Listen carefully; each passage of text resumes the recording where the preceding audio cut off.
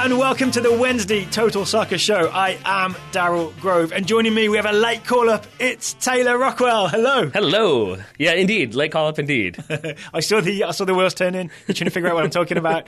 It's Jorge Villafaña, called up to the US national team. Not long. The game against Serbia is this Sunday. Mm-hmm. The news came out via Villafaña's Instagram, I think this morning. What is it, Wednesday? What a world we live in. What a world we live in of social media. So just a few days in camp before the game. I always remember that, I think Pele told a story in his autobiography about getting the call up to the 1958 World Cup team, and he found out when he heard his name listed on the radio. It's a different world. It's a different world we live in. So I guess there'll be Portland Timbers fans saying, "We told you so." Yeah, right. I mean, I think a lot of people saying "I told you so." But even before Portland won MLS Cup 2015, there were a lot of Portland fans saying, "Hey, how about Villafaña for left back for the US national team?" Right, because he was integral for that team. Then he got the move, which I think was like $1.1 million, something like that was the transfer fee. Here's my question for you, because I've seen this a couple places, and I'm going to play the contrarian for a second. Okay. Now, Jorge Villafaña goes to Santos Laguna, is now not playing there, appears to have been dropped, not getting any minutes. Yeah, hence the reason he was able to come back to January camp, right? Because otherwise Santos Laguna would need him. Right. And I don't think that we ever really jumped on Jurgen Klinsmann for this, but a lot of people got annoyed when he would call in players who weren't getting playing time. Mm-hmm. Jorge Villafaña now, we're all kind of excited to see get his call up, be back with the U.S. national team, be with the U.S. national team, but isn't getting minutes. So is there a bit of hypocrisy there that everyone is excited about this move even though he's not playing? Or is this a situation where we're remembering past deeds and we're okay with it? I think you can't judge Bruce Arena by Jurgen Klinsmann's metric. Correct. For one thing. I also think, we're only like 2 weeks in, maybe 3 weeks in to the Liga MX season, right? It started again in early January. So it's not as if he's been not playing for months and months and months, That's right? a very It's not good as if point. he's been rotting for 6 months somewhere. Santos Laguna, right? That's the team he's with. It's also worth noting at this point that, at least in his second stint as U.S. manager, I don't know if Bruce Arena has made any comments like, we only want players who are playing at the top level, at the best of their ability. Yeah. He might have actively avoided making those types of comments for this very reason. Yeah, I mean, I would advise any national team manager starting over, don't make any firm things that are going to be like handcuffs that you're wearing in 6 months. Yeah, right? We're definitely going to have this guy play here. And then when that doesn't work, you're in a lot of trouble. We're not going to play anyone out of position. Because as soon as you do that, like even if you move like an attacking midfielder like deeper or you play a right winger at right back like he may do with Graham Zusi, like suddenly you're going to be in all sorts of trouble. I think Arena hasn't done that at all. Okay. I see. So basically, you're saying we shouldn't judge Bruce Arena by the transgressions of Jurgen Klinsmann. We should instead judge Bruce Arena by what he does with the national team. And we'll find out on Sunday. Yeah, Sunday, 4 p.m. Eastern, 1 p.m. Pacific versus Serbia. And we'll have a full preview of this game. We're going to maybe have a stab at our starting lineup on Friday's Total Soccer Show. We'll have a full review of the game Sunday evening. Sounds like a plan. One thing I want to talk about, though, so Villafaña called in left back. That also means we have 4 left backs now. DeMarcus Beasley, Greg Garza, Taylor Kemp were all in camp. I'm just realizing how not sharp I've been this afternoon, evening, because you said that, like you told me that fact. You're like, oh, none of them haven't dropped. And I was like, well, that's good. And then about 5 seconds later, I was like, oh, I see what you mean. I was assuming they were like, who left? Kakuta Mane left to go on Vancouver's preseason tour of Wales. Matt Hedges injured. Someone else injured. Kellen Acosta injured. None of those guys are left backs. No, and maybe one of them being carried off by the ambulance that's outside our office. So and then it points to either one of two things. Either Bruce Arena found out that Villafaña was available, as Matt Doyle suggested. Maybe it means he's moving back to an MLS club, and so then he will be available. Bruce Arena wants to call him in to see what he's about. Or it's that first thing I said is true, but also that maybe he's seen those other 3 left-back options and thought, maybe I need to see what else is out there. I'm trying to figure out if we're doing 2 + 2 = 4 and getting this right. It just means that he's not impressed with, Beasley was never the long-term solution at left-back, but he's not as impressed with Garza's ankle, maybe, or Taylor Kemp's overall game as expected. Yeah. Or is it just that Villafaña would have been in the first squad if he'd been available? Suddenly we find out he is available, so Arena's like, well, add him to the pile. Yeah, I think so. I think so. Add him to the pile of left-backs I have. And especially since in one of those Facebook Live Q&As with Arena, I think he's basically said Fabian Johnson is our left back, and then we'll see who else is out there. More or less. Not specifically that, but Yeah, but I think he was asked... So it's like an American Idol for left back. It is happening right now, right? To see if there's anyone who can be the guy that is better than Fabian Johnson, or at least good enough that we can then push Fabian Johnson farther forward and use his skills in the attacking half of the field. But I think in the first Facebook Live was the one where he said, basically, I've talked to him, and he doesn't care which one he plays, he just wants a decision, right? But then I think the second one, when he announced this January camp roster, he being Arena, I believe he said, he was asked, like, who do you see at left back? and he talked for 30 seconds about Fabian Johnson, and then was like, oh, and these 3 guys got called up too. So that's what I mean when I say like feel like he's kind of made it clear that Fabian Johnson has that spot, unless someone else can come along and take it, in which case, that I think that's because Fabian Johnson gets moved forward. All right, so obviously Fabian Johnson not at this camp because he's over in Germany, but we will debate our starting 11 on Friday's Total Soccer Show. Bruce Arena's first game back in charge versus Serbia. So look out for that. And I don't necessarily want to debate you, but I will say that you're wrong. Whatever my 11 is? Yeah, pretty much. I'm just going to copy yours and then see you argue with yourself. I could pull it off. All right, later on today's show, we're going to have an interview with U17 men's national team head coach John Hackworth. That was recorded earlier, so I know what's coming. Before we play that interview, we also have a listener question, which came in not long before we started recording. We just thought, this is on topic. Let's talk about this. We talked yesterday about Caribbean Football Union possibly leaving CONCACAF. That's sort of a threat that they've made that they might do. And then we talked about the possibility of a CONCACAF-CONMEBOL Confederation merger, which also links... Didn't Infantino kind of suggest this? Or was it the Venezuelan president suggested that this might happen? I think it was the Venezuelan FA president. Yeah, sorry, that's a good... Yeah, not the president. Yeah. So this is a thing that is in the air and could happen, right? The CONCACAF-CONMEBOL merger. So Andrew Karen emailed us with a question. I've been talking for a long time, Tyler. I'll turn it over to you to read out Andrew's question. Andrew says, a lot of talk lately has been that these 2 confederations should join together to make one confederation. Why should the U.S. want this to happen, he says. Granted, it would mean competition against better teams, but that means the U.S. has a less likely chance of qualifying for the World Cup. It also means much longer travel to play some of the CONMEBOL teams or nations, which could hurt us. Also could hurt... It could also hurt the home field advantage the U.S. has with the American Outlaws because many of these teams have a bigger fan base than, I'm assuming, than some of our CONCACAF opposition. Right. So what do we think about this? Which part? Okay, for example, would a CONMEBOL CONCACAF merger, which I think we were mostly excited about because of what Andrew said, we want to see the US playing World Cup qualifiers against Argentina, against Brazil, against Colombia. It would be exciting. Maybe we'd finally figure out how to combat Hammers. Yeah. But does it actually pose a threat to World Cup qualification, which we kind of take for granted at the moment, even sitting bottom of the hex? We're semi-optimistic, right? And the cop-out answer, but the honest answer is it depends. Because it depends on, with the expanded format, how many qualification spots there are. Because I think the estimate we saw when, like, if everybody stayed as they are, if all the confederations stayed as they are. So no Caribbean Football Union. Exactly, like split up. Then I think it would be CONMEBOL gets 6 spots for 10 teams, and CONCACAF would get 6.5 spots. Okay. So then, say you did have these splits and some mergers, if you had the CFU getting 1.5 spots, for example, then theoretically that leaves, I believe, 11 spots left over for the combined CONCACAF-CONMEBOL.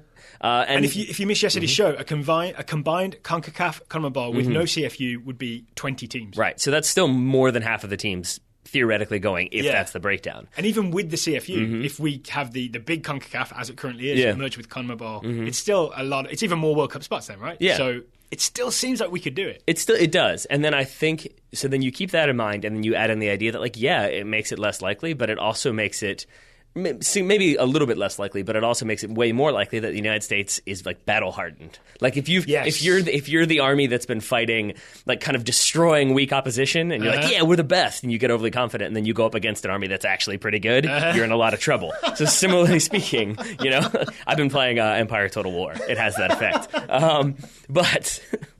But I think if you are consistently challenged in games that really matter, then you get something out of it. Then you and you're not wrong. Like you learn how to combat James. So then when you play a team that has a James-like player, you're like, oh right, we've dealt with that. We know how to deal with this. We can do it. And presumably, it does push you to get better if you're facing Colombia home and away in World Cup qualifying, for example. Those are big, tough games. Yeah. Right now, the biggest tests are Mexico, home and away, especially away, Costa Rica, home and away, right? No one argues those aren't the 2 biggest opponents that the US faces in CONCACAF.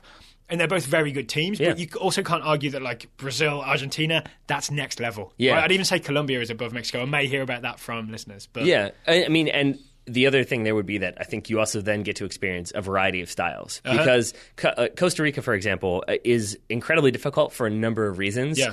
But I think that they're definitely playing a different type of soccer than, say, Brazil would be playing against the United States or Colombia or Paraguay or whomever. So you Chile. Chile. Imagine facing the Chileans. So you get more experience with a wider variety of opponents who are at a higher level, I think it does prepare you more. Yes, there's a risk, but I'm kind of okay with taking that risk because I also think it makes qualifying far more exciting. Yes. You don't have these matches against, I don't know, Guatemala when you've already booked passage, or St. Vincent and the Grenadines. Like, you get more meaningful matches like over a longer period of time. So we just essentially disagreeing with Andrew and saying, yeah, there's less chance, but we're gamblers and we'll take the gamble? Or are we saying that if you were to weigh these two things, like increased quality of opposition for the duration of World Cup qualifying versus maybe a slightly tougher qualification, like more chance that you don't qualify, that we think there's still enough of a chance that we qualify? I think there's still enough. I think where I would get concerned is if, say, you did have the remaining CONCACAF nations join CONMEBOL, so now you have 20 teams in there, and then you have 6 spots or 5 spots. Here's the thing. We've been thinking about this in addition to, or at the same, concurrently is the word, concurrently with the 48-team World Cup, which means more World Cup qualifying spots, which makes it easier to qualify. Obviously, what if we did this for the 2022 World Cup? Kind of forgot that was a possibility until you started saying it. Then there's only 32 spots. There's only 31 spots because Qatar already have one. Then suddenly you've got to fight it out with CONMEBOL and CONCACAF for far fewer spots. Oh boy, that's interesting. Would you take that gamble? No, I don't think I would. I would, just for the fun of it. Really? Yeah. Yeah, I think you have the luxury of that. I don't. I'm also think confident I would. in the future of US soccer. Maybe we'll talk again on Sunday evening and see if I'm still confident. I think so.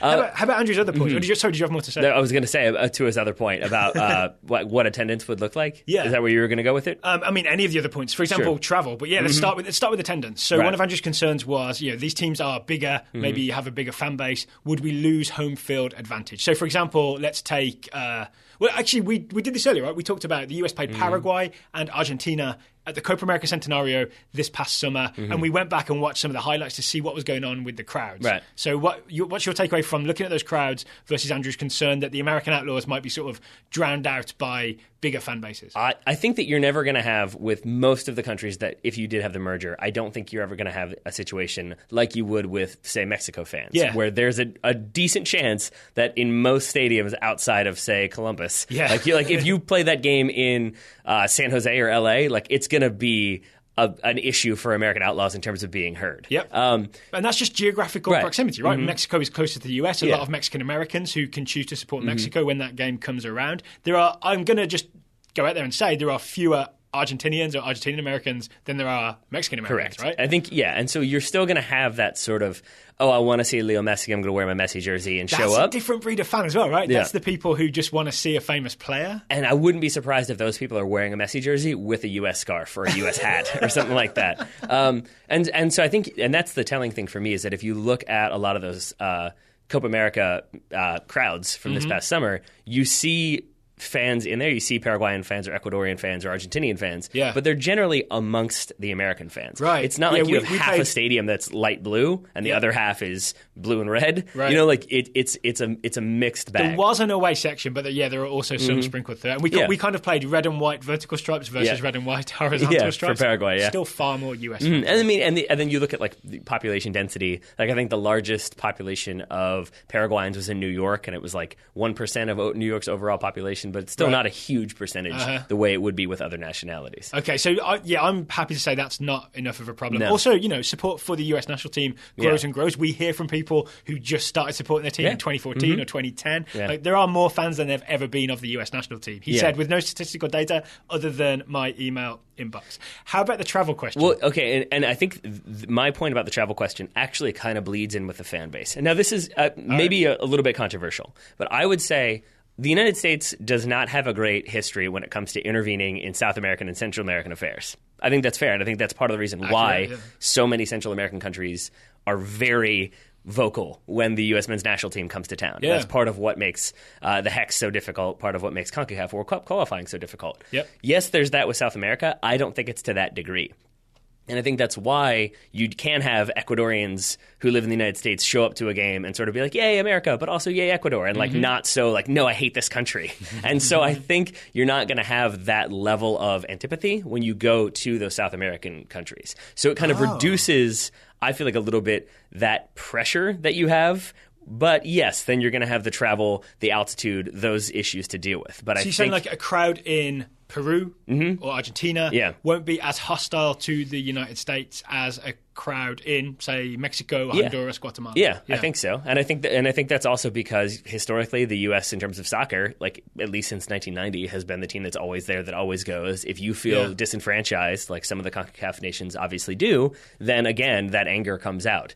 You've also got bigger fish to fry, right? If you're a CONMEBOL team, say you are Peru, right, or you're Bolivia, the team you've got an eye on coming to town is Argentina, Brazil, maybe Colombia, maybe Chile, right? It's not the United States. Right. Yeah.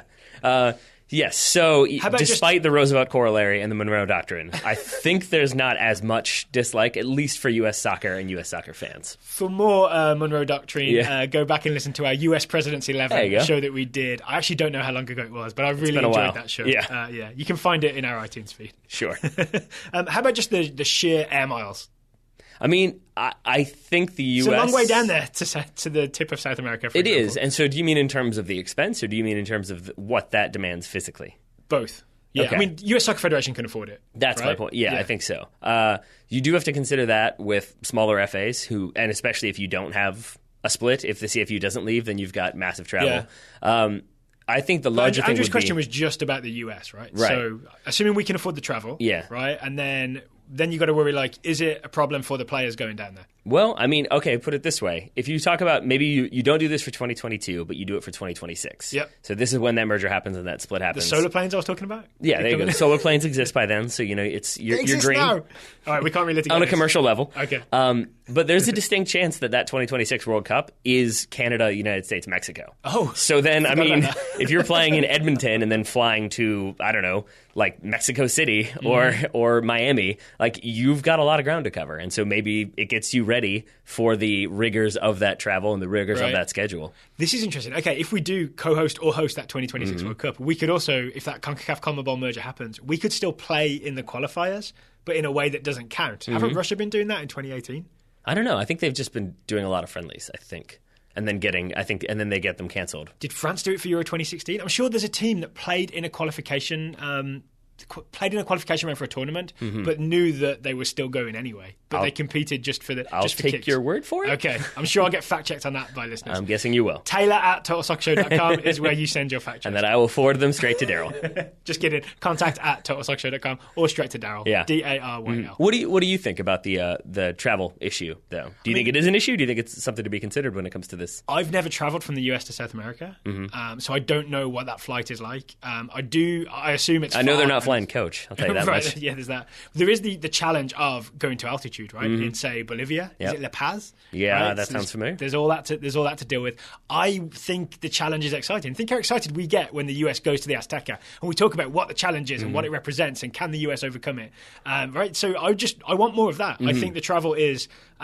maybe I don't wish it on the players because they're away from their families for longer, but it's as a soccer fan, it's exciting to see. It is. The other wrinkle that I would say that gets thrown in here, or like the other potential hiccup, would be I don't know how you structure it, because if you then have 20 teams and there's 11 spots or 12 spots for those 20 teams, I don't know how you divide it up, because I mean the logical one. Season, right? Well, I mean the logical one was games. but or like the logical one would be say there's 10 spots, you've got 20 teams in there, you divide it up into 5 groups of 4, the top 2 teams go through, but then there's not enough games. Exactly, World Cup qualifying can't be 6 games, so I'm not sure what you do with that. How about 2 CONMEBOL style? CONMEBOL right now does one single table of 10 teams, right? And they play home and away, so that's 18 games, right? Just split it in 2. Have that.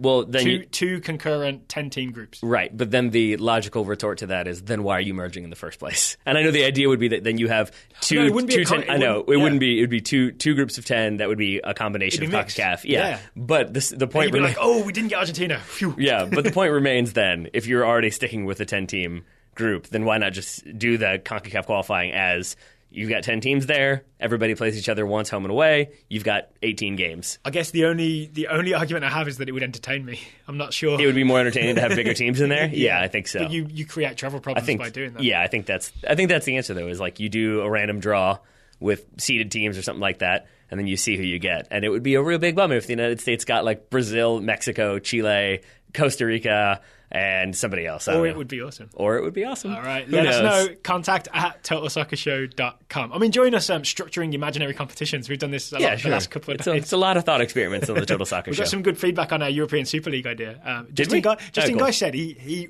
formerly hated the idea, and now we've kind of convinced him that it should happen. Oh, which wasn't our intention. We also got the question of which happens first, a European Super League or promotion relegation in Major League Soccer, and the answer is a European Super League. It is, isn't it? Yes. I immediately thought that, and I think the reason is that because the clubs kind of want it to happen and can make more money from it. And I think with promotion relegation, there's less interest in, especially for MLS teams, there's less interest in them wanting it to happen, right? Yes, I think so. Because European Super League, the clubs have more to gain. Promotion relegation, the top clubs have more to lose, is the quick answer. To paraphrase Charlton Heston, I think when it comes to promotion relegation, a lot of the MLS owners are of the mindset of, you can have my single entity when you pry it from my cold, dead hands. You can have my Division 1 status when you take it from my cold, dead feet.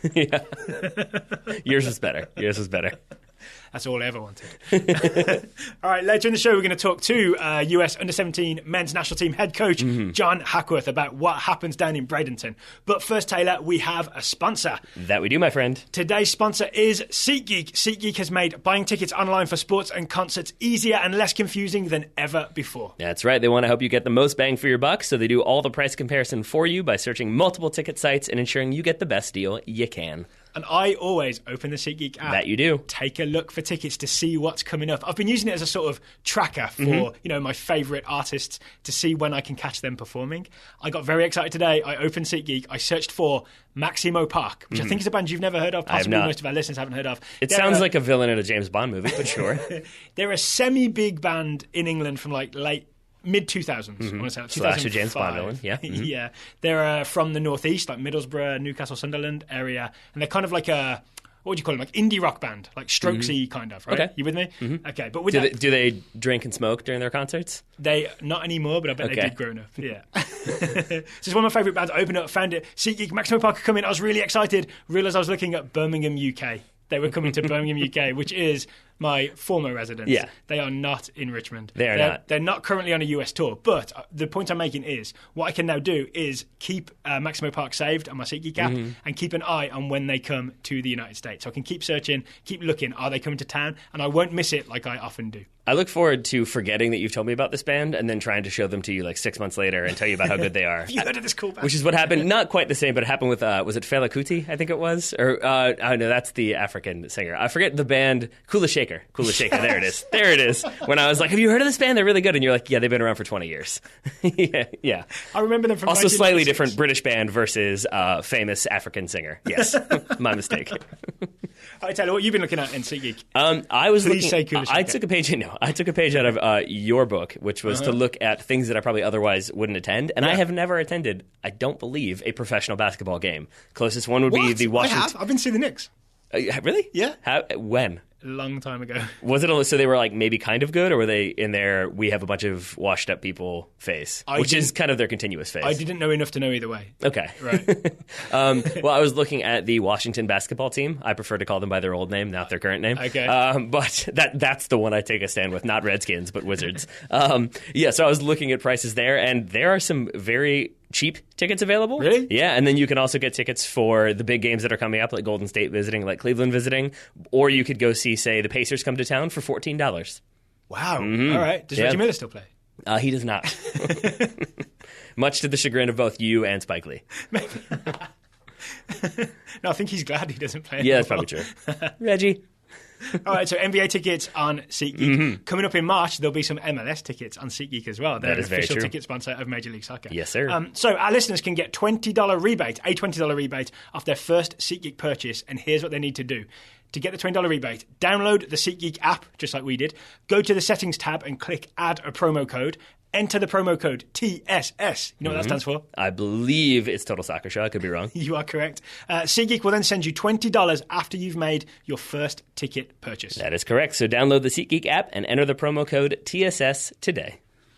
Okay, up next, my interview with U17 men's national team head coach John Hackworth. Taylor, you haven't heard this interview. I have not. Have you got any questions you want to ask me before we play it? Do you discuss the value of fouling somebody aggressively?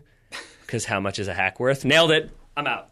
I'm back here away from my microphone now. Just bear in mind, he's the U17 men's national team head coach. Yeah. His time is important, right? Yeah. Time he's talking to me, he's not spending coaching the next generation of US men's national team players. I didn't have time I couldn't waste his time with a question like that. You haven't, I'm not mad that you didn't, but I am disappointed. And I hope you understand what I mean by that. So if you're interested in hearing about the residency program that US Soccer operates down in Bradenton, Florida, if you're interested in hearing about the style of play that John Hackworth wants the US under-17s to play and how that worked out during the Nike international friendlies. Remember watching that? We beat Brazil, we beat Turkey, we beat Portugal. It was beautiful. You'll listen to the interview, you remember I forgot Portugal and had to ask John Hackworth to fill in the third team. He'll also talk about some specific players like Andrew Carlton, Josh Sargent and his recent call up to the U20s. Tim Weah will get a mention, and our own local Chris Durkin will get a mention. Was that Portugal game the one that they won 7-1? Didn't they smash Portugal? Yeah. I do believe. Mm-hmm. There we are. I watched that one. I enjoyed it immensely. So if you want to hear about the future of US soccer, keep on listening because here's my interview with John Hackworth. John Hackworth, thank you for joining me today to talk U17 and the residency program. Hello. Hi, Daryl. How are you doing? Good, thank you. Can we start with where are you right now? Are you in Bradenton? Absolutely. I'm in my home away from home, which is my office here on the IMG campus in Bradenton, Florida. All right. So here's what I want to get to today. I've got this idea that people are very interested in sort of US youth international players. Obviously very invested in the success of the senior US national team and the pipeline that goes there. But I'm not sure they understand how it all works. And I would include myself in that. So I want to start with a very basic question. What is the relationship between the residency program in Bradenton and the U17 men's national team? Is it more or less the same thing, or is there are they two different things? No, they're the exact same thing. Our residency program is the under-17 national team. The biggest distinction is that we're the only age group that has an actual residency program where the players come in from clubs all over the country and all over the world, and then live and train in the same place for 4.5 months at a time. So do the clubs, say they're with a development academy club in the US, or say I'm thinking in Timothy Weah's case, he's with the PSG youth teams. Do those clubs lose those players, or were those players not doing anything with those clubs in the period when they're in the residency program? It's an excellent question, Daryl, and that's where it gets a little complicated. Okay. They don't lose. The club never loses a player because we are the national team. Right. Right. So we don't take over a player's rights. The rights always stay with the club, and especially with the domestic clubs or American clubs, that transition is much easier. In the case of somebody like Tim Weah and Paris Saint-Germain, it's a little different because, those clubs tend not to want to have anybody else involved in the player development program except for a national team program that calls a player in for events, camps, international games, World Cup qualifiers, or the actual World Cup. So they'd be happy with Tim Weah being called up for a game, but they're not so happy with, hey, here's this multiple month residency program we're asking him to come to. So is there some sort of negotiation you have to do then with the people at PSG? Yes, always. And in our current team, we have players in other clubs throughout Europe, and that's always an individual negotiation with the club. And we just try to manage that relationship with clear communication, to be very open and honest about what our objectives are. We try to be very respectful of the club and the club's wishes. Oftentimes, because our events don't necessarily fall in FIFA windows, if right. you will, the clubs are hesitant to do that. So it makes sense for us that we have good relationships with a lot of these foreign clubs, and then work very closely with them to make sure that when we call the players up, whether that's to evaluate them, to see where they are on our depth chart, or to bring them in for an event, using Tim Weah as an example, we know him very well. He's been in our program for years. He's well integrated into our team. So now the way that we do the situation with Tim is we call him in for big international events. So he is not here in residency, but he is a really important member of our team. So he'd be someone you'd be expecting maybe to be available for the U17 World Cup qualifiers, which I believe are in April in Panama. I mean, I'm not asking you to name the team right now, but I'm just saying that's kind of a thing that they would be more willing to let him go for. Yes, absolutely. What about before we move on to the qualifiers? I'd love to get an idea of what happens at the residency program. Sort of what's a regular sort of week in the life for the players and for the coaching staff? Like, what kind of things do you guys do there? Well, I mean, look, our main we have two objectives here. Number one is to take the most talented players, American players at this age group. And the current cycle is birth year 2000, so players born in the year 2000, or if they're a little younger, players born in the year 2001. And as I said, our objective is to take those most talented players and to provide them with every opportunity to accelerate their development. That's our main goal. The second part is to build a team that is capable of qualifying and hopefully competing for the World Cup. Those two objectives sometimes get in the way of each other, but what we do as a result of those two objectives is we basically have a very comprehensive program where at least 6 days a week we're training and competing with our group of players here in residency. That usually starts early in the morning and runs until about somewhere around noon, and then the players go eat lunch and then head to school for the rest of the day. So a typical day for them is early morning, pre-training treatments, preparation. We have a pre-training meeting. We go out on the field, conduct our training sessions. We might have a little post-training review, then off to a meal and straight to school for those young men. And then in the evenings, oftentimes we have different programming, whether that's film review. We have a really strong mental conditioning program here at IMG that is excellent. We have a nutrition program for them. We have a weightlifting conditioning program. So we try to fit those things in the evening. But if you were talking to one of the players, I think they would tell you that it is a full day. Yeah. And so by the time they get their homework done, and we want to get these guys as much rest as possible. By the time they're done with their responsibilities, it's time to turn off the lights and get some good rest, and then wake up the next day and do it all over again. Yeah, I mean, I remember being a teenager and I needed a lot of sleep, but I also didn't want to go to bed early. So is there a sort of a challenge to having these guys commit to so much soccer practice and education and sort of looking after themselves? Or is it that everybody who comes to the residency program already has that sort of mental fortitude and commitment to be able to be able to live this kind of lifestyle? Again, it's an excellent question. And the answer is that, we're dealing with basically 15 and 16-year-old boys when we first get them. And this is almost all of the time the first time they've ever been away from home on a consecutive basis. So there's a lot of educating that goes on here.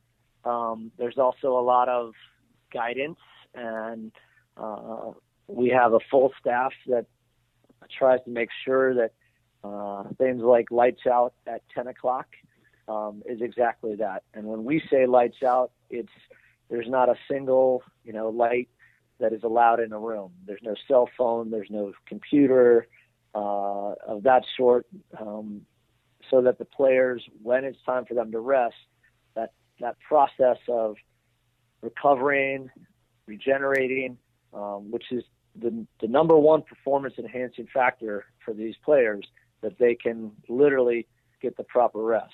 So we shoot for 9 hours of sleep a day, which means they literally have to have hopefully lights out by 10 o'clock and to sleep very soon thereafter.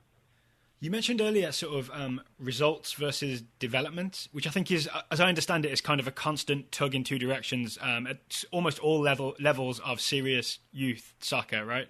And I kind of wonder, like, say something like the Nike International Friendlies, which went brilliantly in 2016, at least from where I was sitting, right? I watched, all the games, the big wins over Brazil, Turkey, and sorry, I've forgotten the third team. Portugal, of course, yeah. Is there an element of I'm assuming you want to pick the strongest team to maybe win a game like that and to win games in World Cup qualifying, but also if you're looking long term at the development of individual players, part of that is getting them on the field, even if they're not necessarily the strongest in that position. So how do you weigh those two things?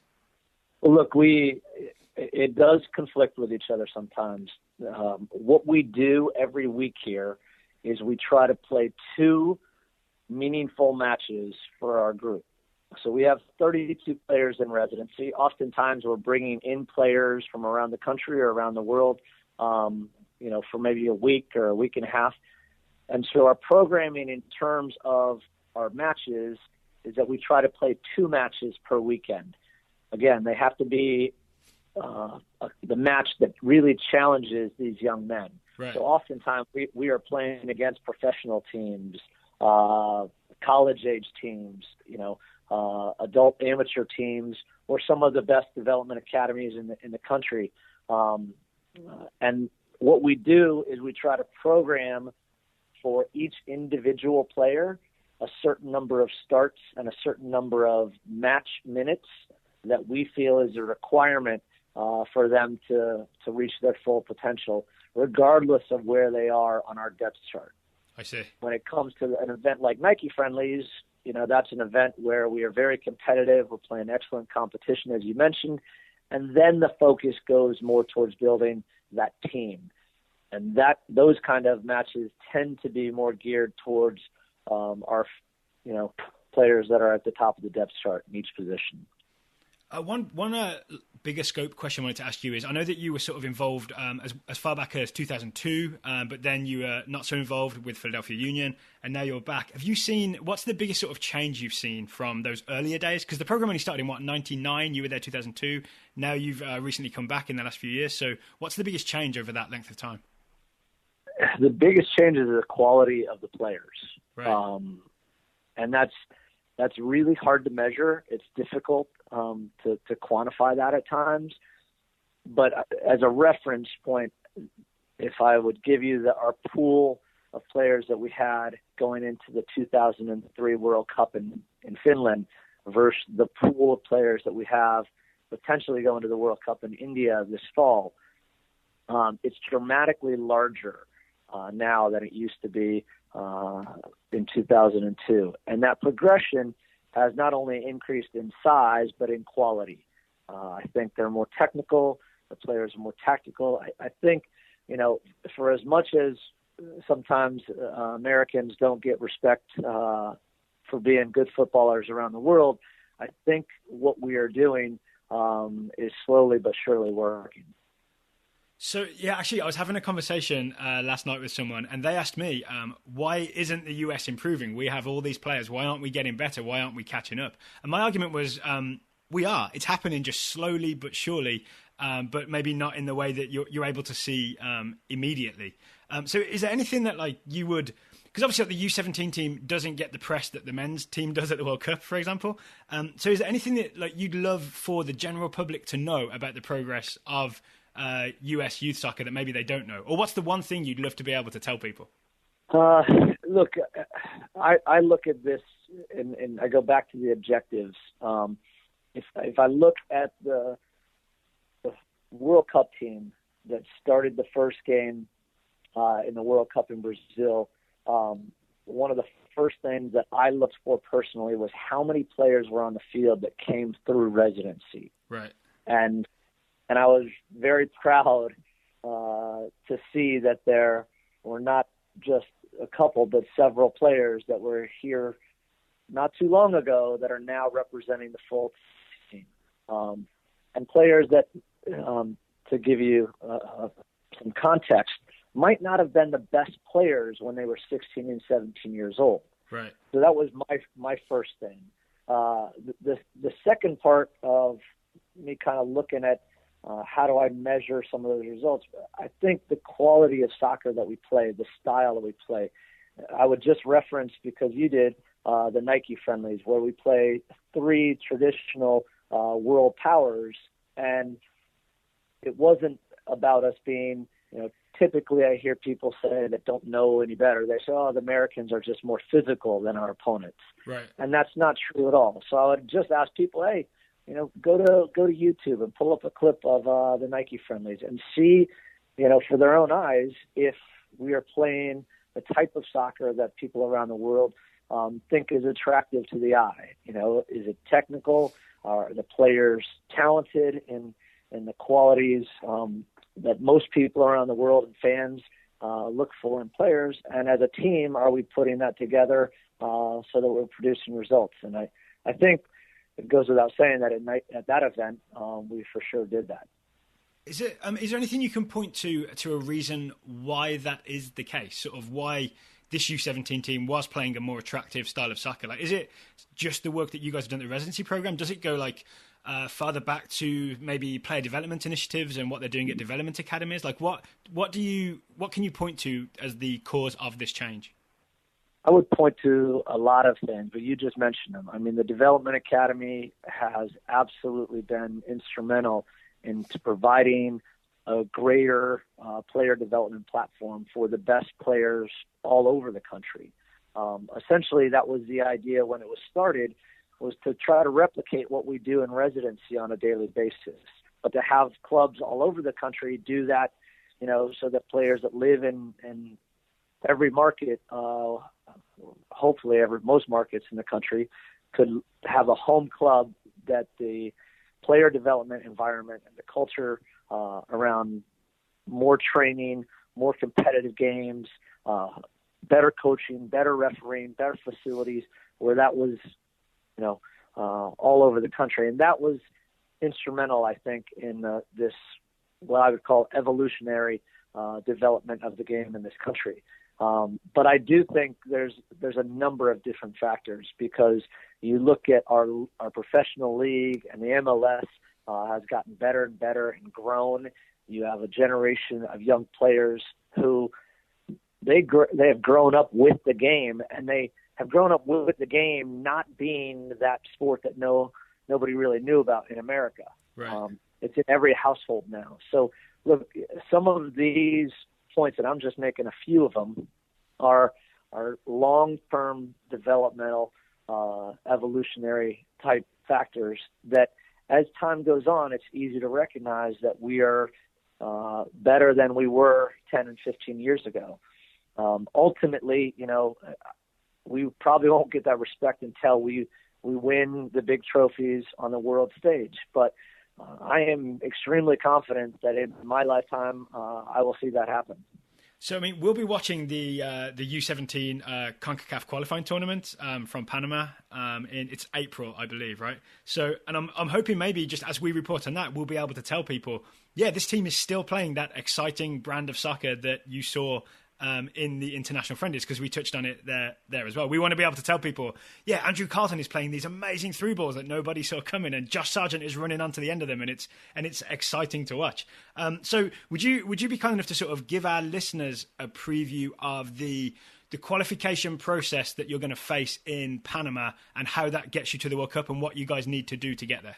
Sure. I would start off by telling you that World Cup qualifying, particular in our confederation of is difficult.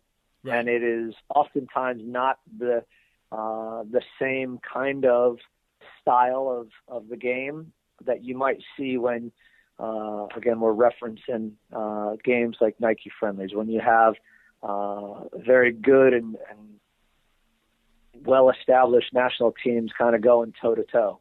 So it's different. And it's challenging in that regard. However, when it comes down to it, in this qualifying format, we will be broken up. There's 12 teams, and they're broken up into 3 groups of 4. Okay. So we start on April 23rd with Jamaica. Jamaica we've played them already twice this year. They're well coached. They're very organized. They have some talented players, especially on the attacking side. I think they're a high-level physical team. So that is not going to be an easy challenge. 3 days later, in our second game, we face our arch nemesis, Mexico, which can't remember the last, certainly since I've been involved, I don't think the U.S.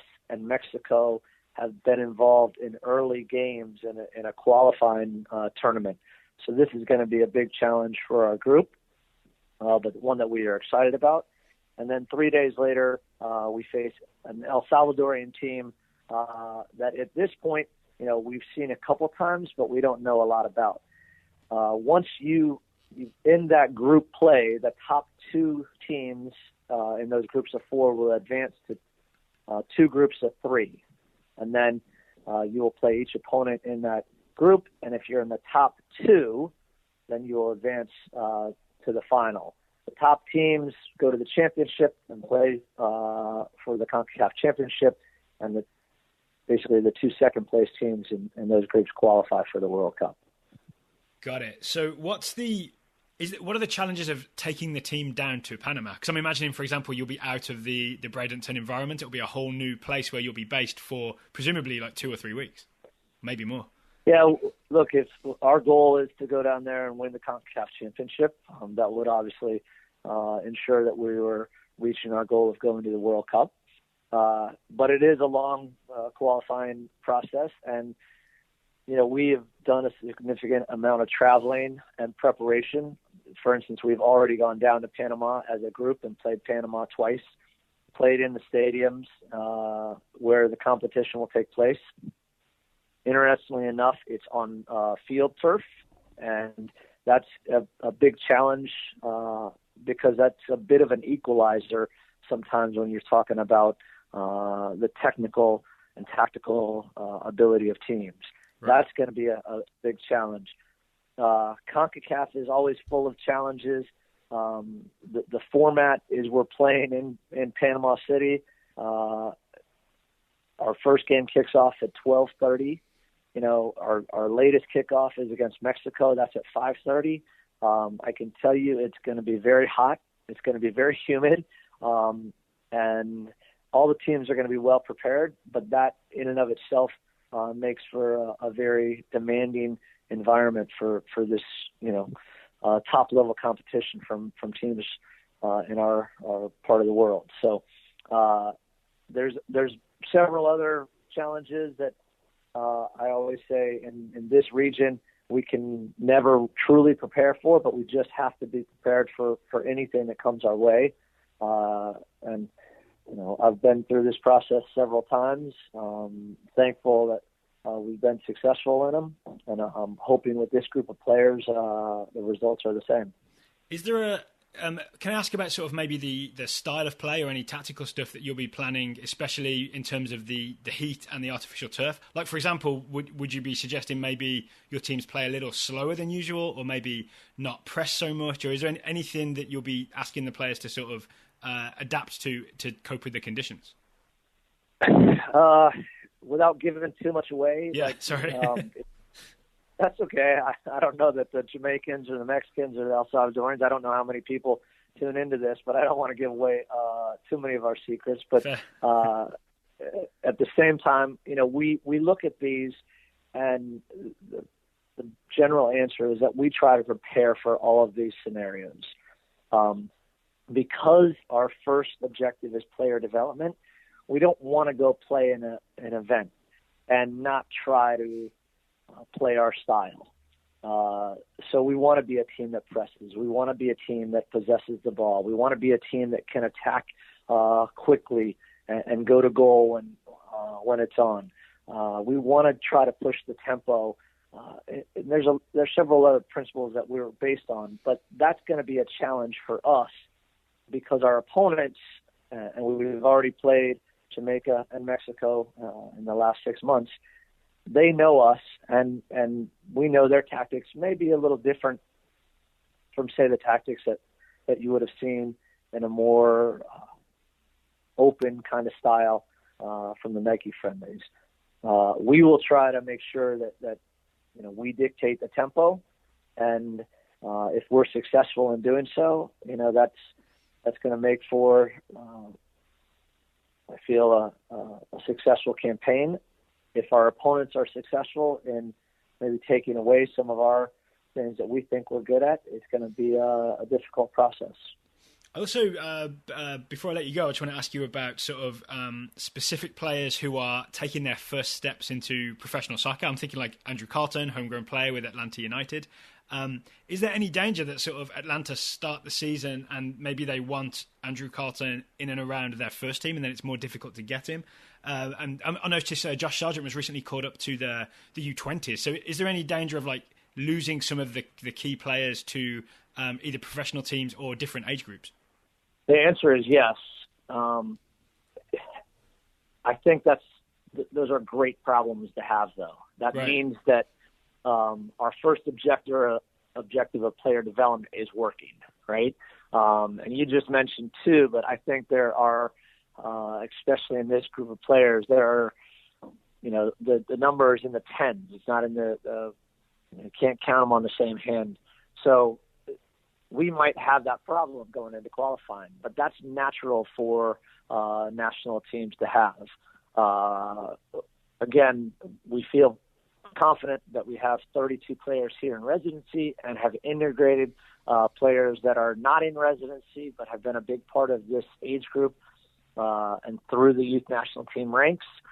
And then you mentioned a player like Josh Sargent, and I just think it's important that, with Tab Ramos being the head coach and the technical director for our youth national teams, the integration and us working together, Josh Sargent is a perfect example of us focusing on individuals and trying to give them, the right opportunities at the right time so that they reach their full potential.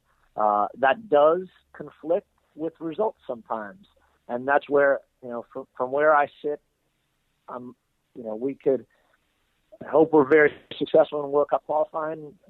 Our goal is to be very successful in the World Cup, but at the end of the day, it'll be 5 and 10 years later when I'm, watching the first team play in whatever World Cup that is. And if I see young men that have come through this program, that's where I will have felt very proud about what this program, in a very small way, was able to, provide for each one of those players. I've already mentioned sort of Andrew Carlton, Josh Sargent, Tim Weah. We're also, our listeners are aware of Ayo Akinyola. I wonder if there are any other players that maybe don't get as much hype who you sort of think deserve more attention, maybe, guys who are playing in this current U17 team. Essentially guys to look out for when we watch the team in April. Well, I like very much our midfield, and they did a tremendous job in the last 2 years of providing the ball to players like Josh and Andrew and Ayo. George Acosta is our playmaker. Blaine Ferry is our kind of box-to-box midfielder. Chris Durkin, who is now full-time with DC United as a young pro, is our number 6, our more defensive or holding midfielder. And those guys do so much of the little details of making sure that when we get into that final third, we've put our forwards in good positions to find the back of the net. At the same time, our defense has improved, and I really like some of our play from our back line. I thought Chris Gloucester, who's our left outside back, our number 3, was really has developed and has come such a long way in the last year. On the opposite side of the field, young man Jalen Lenji has done an excellent job as well. And then we have a couple players that we've converted to be center backs, AJ Vasquez and James Sands. And it should not go without mentioning that the goalkeeping position, because Justin Garces had an outstanding Nike friendlies and made the crucial saves when he had to make them. But he's excellent with his feet and his decisions to play out of the back. So I probably listed our whole team right there. That's a good sign there, right? At the same time, it's an excellent group to work with, and I'm proud of all of them. And, I think they all have so much potential. I could go on and on, but It's a fun group to work with on a daily basis, and I'm really excited about not only seeing them in qualifying and hopefully on the World Cup stage in India, but for many, many years to come. Yeah, I want to ask you about that. Sort of what does it feel like to sort of nurture and teach these guys and watch them progress for a couple of years at least, and then you have to sort of let them go and a new group comes in, and then maybe they get to the U20s with Tab Ramos, and then maybe to the senior team. It must be hard to sort of to not be as involved day to day anymore. No, I mean, not for me. I think that's the reason why I love what I do, and I think I'm the most fortunate coach there is, because I get to work with the most talented young men, and I get to watch them grow. So in a lot of ways, it's like being a proud parent. Right. And when I watch play on the highest level stages of the game, whether that's with their club or with the full national team in a World Cup, those are my proudest moments, for sure. And we do, the relationships that you build with these guys, I mean, they don't just last for, a couple weeks or a month or a year. I mean, the foundation of what we do, I think, lasts. So, whether it's seeing some players like Omar Gonzalez or Michael Bradley or, that come back, guys that are currently in the first team right now in January camp fighting for spots. Yeah. It's always fun to share some of our past experiences and catch up a little bit. But that's the best part of this process, is really watching the young players grow and seeing how they develop. And then when they really reach their full potential and have a long career in the game and make it a livelihood for themselves in the sport, I mean, that's an incredible, rewarding feeling. I actually have one final question, if you'll permit me. We get asked a lot about sort of the US national team style, right? And as we talked about, we really enjoyed the style of the U17s in the international friendlies, and we're looking forward to seeing them again. And I always wonder what the relationship is style-wise from U17s to U20s to U23s, and obviously age groups in between, all the way up to the senior national team. Is there any sort of huddle up and all the head coaches say, hey, we're going to play this way so that it's consistent all the way through? Or is it a little looser than that? For example, did you and Tab Ramos talk about style and consistency for Josh Sargent, or is that not how it works? No, that's exactly how it works. Okay. And, I would give a big shout out to Tab. I think he is, since he's taken over the role of technical director of the youth national teams, he has integrated all the national teams. We now have full-time coaches from U14 all the way through the U20s. We all try to, in general, play the same style. We all operate off the same set of principles.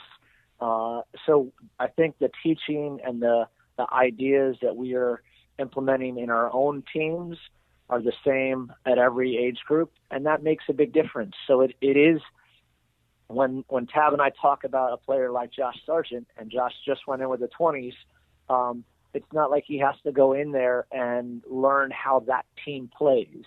And that just allows for a seamless integration from players and the developmental pathway.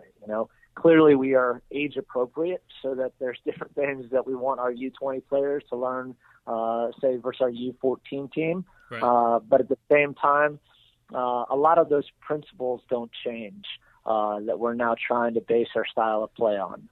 Could you give our listeners sort of some specific indications of what you mean? I heard you mention earlier quick transitions and setting the tempo. Are there any other things that we should be looking out for if we're looking to decide or looking to learn what the US style of play that we can all get behind is? Sure, I'll give you some general ones. Look, I promise not to tell Jamaicans, Mexicans, or El Salvadorian listeners. I think Jamaica and Mexico have already seen it firsthand, so we're not going to surprise them. But look, when we have the ball, we look to build. We look to build through from we play out of the back. We build through the thirds of the field. When we can penetrate, whether that's off the dribble or a pass or a shot, we want to do that as quickly as possible. We do want to dictate the possession, so we are all trying to make sure that we set up our teams in a way that we're playing between the defensive lines of our opponent, that we're playing with diagonal passing, setting up little supporting triangles all over the field. And the game is a game of transition, when we lose it, we look to try to get it back immediately. When we are defending and we win the ball, we look, if it's on to go to goal, we encourage our players to go. And when it's not the right time to go, we encourage them to make sure that we have a rhythm and that we are now moving our opponent in the right way. Defensively, I think all our teams are now pressing. We ask our teams to do that collectively, so it's not just certain players who have a role of defending. It's our entire team. We want our lines and our organization to be tight. We are trying to emphasize 1v1 duels on both sides of the ball. And I think those are, I said a couple. I probably gave you more than a couple, but those are some of the key principles that we're trying to operate as a youth national team staff right now. We get together. We have what we call technical integration meetings that are not just the youth national teams. We try to bring in the coaching educators from U.S. Soccer and our technical advisors who work with our clubs in the development academy. And all of us, I think, are very committed to trying to share these ideas and integrate them into our teams and our age groups individually. So I look forward to watching the team play again in April. Are there any other games we should be watching out for before the World Cup qualifiers? Well, look, we have a good schedule. As I mentioned, we're playing, at a minimum 2 games a week. We do go to Honduras and play a couple games down there, and I think that'll be a really good test for us in our preparation. We have the Japan Federation is bringing their national team over to play us here in Bradenton in March. Those will be some excellent games. And then, I think there are going to be, outside of those individuals, we'll play several professional teams that come through this area for preseason and whatnot. So there are lots of opportunities to see us play and to hopefully see us build on what we did at Nike Friendlies. All right, I look forward to seeing it. John, thank you so much for taking the time to talk to me today. I really do appreciate you talking about this with me. No problem, Daryl. It's been a pleasure. So there you go. That was John Hackworth, US men's national team under-17 head coach. And obviously we talked a lot about the World Cup qualifiers, which are actually the CONCACAF Championship, the U17 CONCACAF Championship, this April in Panama. And we talked about, will you be able to watch that? I didn't want to ask him where it's being streamed because I know that it has not been announced yet. I want to commit us to watching it, Taylor, and I want to say it's going to be on Fox Sports 2. That's kind of my very specific prediction for the U17 CONCACAF. I think that's optimistic. My bet is going to be Facebook. Facebook and YouTube would be my bet. So US Soccer will put out a stream and then it will be on Facebook Live and YouTube? Yeah. I think maybe. I mean, we'll see. It is a big tournament. It is with a lot of interest around it, so you might get it on a couple different networks, but I'm leaning towards an online stream. Maybe the actual World Cup is on Fox Sports 2. I think that's what happened in 2015, right? When that the Pulisic Haji team did that. So either way, it's going to be... I guess there's no difference these days, is the other interesting thing, right? Yeah. I have YouTube, I have Facebook Live, I have Fox Sports 2. You can make it work. Yeah, you can make it work. I think DVR is the only big difference. Yeah. Oh, yes. Yeah. No, but you can replay the stream, right? Yeah, that on was YouTube. fine. That's what I did with the international friendlies. I'm glad we worked this out on air. Well, just want to say, a commitment to our listeners. We'll be watching that tournament. We'll be reporting back on the exploits of Andrew Carlton, Josh Sargent, Tim Weah, and all the others. I was wondering how deep into that list you were going to go. I think that's fair. That's fair. And some of those players that you mentioned will be in the Scouting Network, and I'm sure we'll add more. I nearly mentioned the Scouting Network to John Hackworth, but I didn't want to weird him out. He'd be like, "You're doing what? You're keeping tabs on a bunch of 17-year-olds?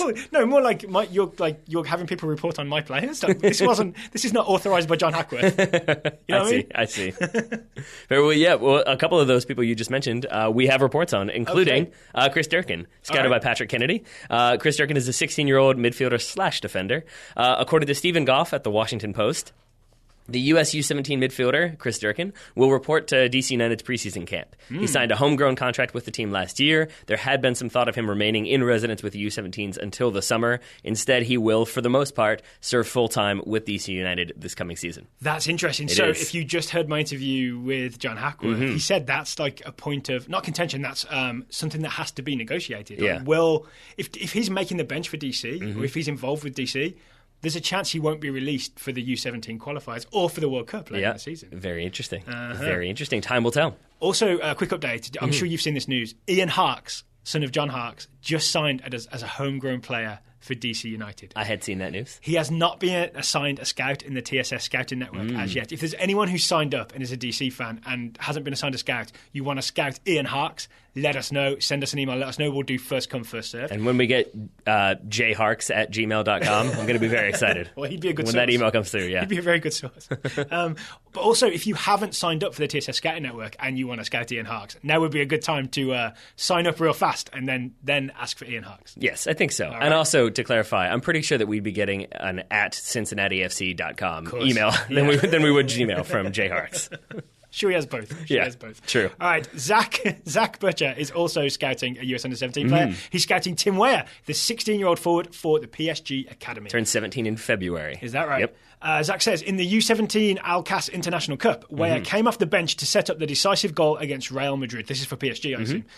He then started in a front three against Al-Ahly, looked dangerous and managed to get his name on the score sheet. That is the Tim Weah story. It is. They did not win that game, so I looked at the tournament standings, and it did not tell me really like how they decided who went through. I'm assuming that teams will advance because there's 4 different groups, all of which have a bunch of very talented teams with their academies in there. So it seems like they will go through, but we shall see, and I'm sure Zach will keep us updated if they do. Okay, who's up next, Taylor?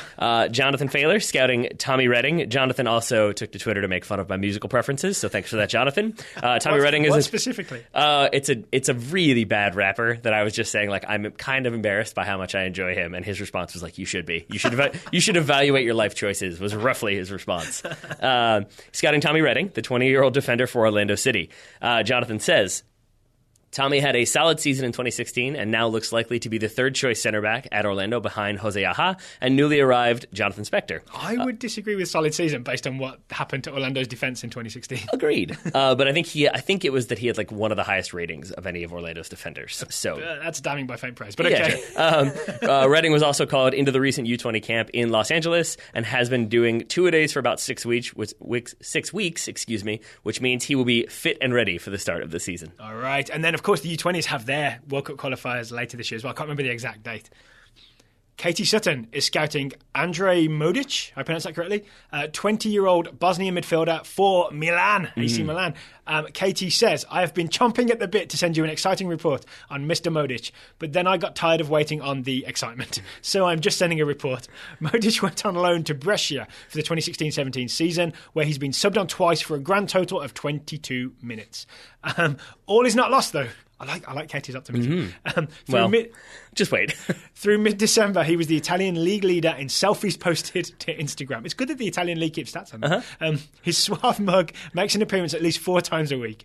Just when you thought his social media selfie game couldn't get any better, he took it to the next level because he is in love. Oh my goodness, how he is in love. He and his BGFE, best girlfriend forever, now smile at me almost daily. It's you're about to get a theme here because up next we've got a report from Jillian Avalon scouting Jack Storer, the 19-year-old forward for Birmingham City. Again, a Birmingham City, because Jillian says, Baby Jack's loan to Yeovil Town has been terminated by mutual consent for personal reasons, and he's back at Birmingham City. Jillian thinks that there's a chance that those quote-unquote personal reasons were that he missed his girlfriend Annabelle, whom he tweets about constantly. Jillian adds, it's cute, but not super newsworthy. So again, if you listen to the Hackworth interview, they talk about how lights out at 10 o'clock in the residency program. Lights out also means no phones. No phones, no tweeting. Well, here's an interesting thing for you, Mr. Grove. So, Jack Storer's loan to Yeovil Town terminated. Now read the next scouting report. from John Adams, not that one. John Adams is scouting Sean Harrison, the 19-year-old forward for Spurs. Okay. John Adams says, the Tottenham Academy product has signed a loan deal with the League Two club Yeovil Town, which will last through the end of the season. John says, after a quick Google search of Yeovil Town FC, I now know that the club are known as the Glovers because of the town's history of literally making gloves during the 18th and 19th century. Important information coming at you from the Total Soccer Show. Sure is. It seems Yeovil's pre-season scrimmage against the Spurs youth team served as the primary motivator for the move. John concludes with the news that I sent a tweet to @Sean Harrison wishing him well on the loan move. He liked the tweet, which basically means we're best friends now, right? I think that's how the internet works. You are correct, John. That is I believe exactly so. how Yeah, exactly. Yep. If you like a tweet, it means best friends. Everyone knows it. All right, thank you to everybody. Thank you to Patrick, to Zach, to Jonathan, to Katie, to Gillian, and to John for the scouting report. If you would like to join the TSS Scouting Network, how you do that, Taylor? You go to TotalSoccerShow.com and you subscribe. /subscribe. There you go. There it is. Yeah, and all the options will be there. $5 a month gets you a scout. $10 a month gets you a question a month answered on the show. Guaranteed. There we are. If you would like to support TSS with, say, a T-shirt or a scarf, you could also go to TotalSoccerShow.com/shop. People have been buying up the TSS T-shirts and the scarves. We're really excited about it. I knew what you meant with that, but for a second, the way you said it, it made it sound like if you want to send us a scarf or a T-shirt, it's like, we're cold. No, send yourself one at TotalSoccerShow.com/shop. Perfect. All right, Taylor, I know, because we put it on the big board and we've been talking about it, that Thursday's show we'll be talking Africa Cup of Nations, looking back at the group stage, looking ahead to the knockout round, maybe with a guest to tell us some more about it. Friday's show we'll be talking US-Serbia, getting everybody all previewed up for that game. Beautiful. Until then, Taylor Rockwell, thank you for taking the time to talk to me today. Right back at you, chum. One final thing, listeners. I'll be on Goalmouth duty Thursday morning. Last chance to subscribe to Goalmouth if you haven't already to get my episode Thursday morning. Until then, we'll talk to you soon.